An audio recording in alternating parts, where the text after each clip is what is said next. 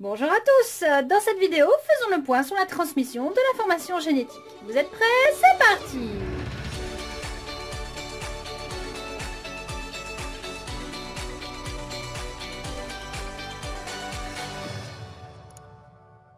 Récapitulons la transmission de l'information génétique. Nous avons donc trois cas: transmission de cellule à cellule, transmission de cellule à cellule reproductrice et la transmission de cellule reproductrice à la cellule œuf. Commençons donc par cette première colonne. Nous sommes ici dans le cas de la mitose, c'est-à-dire partir d'une cellule mère, obtenir deux cellules filles. Ça se déroule en 4 étapes. Donc dans la première étape, le noyau va disparaître. On va travailler sur deux paires de chromosomes, de violet, de rouge. Première étape, alignement des chromosomes sur l'équateur de la cellule. Le fuseau de division vient accrocher les centromères. Le fuseau de division se rétracte, cassant les chromosomes en deux, emportant donc de chaque côté deux exemplaires du chromosome rouge et deux exemplaires du chromosome violet. On est toujours dans un morceau qui venait de papa, un morceau qui venait de maman. Je vous rappelle qu'on a deux chromosomes au départ, un qui venait de papa, un qui venait de maman. Et comme c'est ces chromosomes-là qu'on coupe en deux, finalement chaque cellule va bien recevoir un morceau qui venait de papa et un morceau qui venait de maman. Pareil pour le rouge. On a donc à la fin deux cellules qui possèdent chacune deux paires de chromosomes violets et rouges, mais ce sont des chromosomes simples. On est donc parti de 2n égale 4 chromosomes doubles.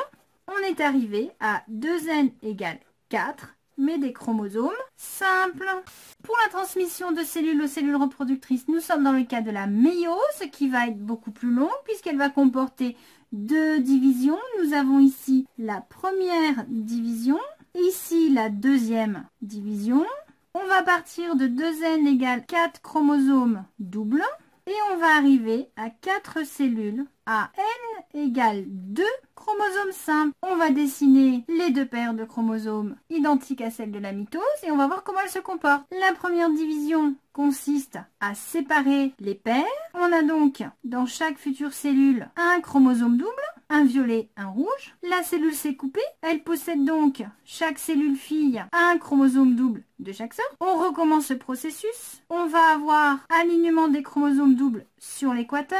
Les filaments du fuseau de division vont venir accrocher, comme dans le cas de la mitose, les chromosomes au niveau du centromère et vont casser, séparer les chromatides. On va donc avoir dans chaque cellule fille un chromosome simple de chaque sorte, un violet et un rouge. On est donc passé d'une cellule qui avait deux paires de chromosomes doubles à des cellules qui possèdent un seul chromosome de chaque sorte. Il n'y a plus de paires. Ainsi, n est divisé par 2 puisqu'on sépare les paires.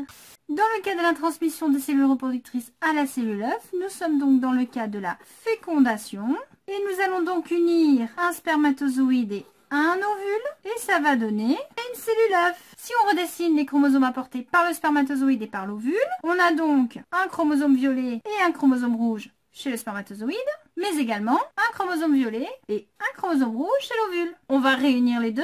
On va donc avoir deux chromosomes rouges, deux chromosomes violets. Nous avons rétabli le karyotype. Nous avons ici donc des cellules qui possèdent n égale 2 qui s'associent pour faire 2n égale 4. On a donc une cellule œuf qui possède toute l'information génétique et qui va pouvoir, par mitose, se multiplier pour donner une multitude de cellules qui vont s'organiser pour produire un embryon.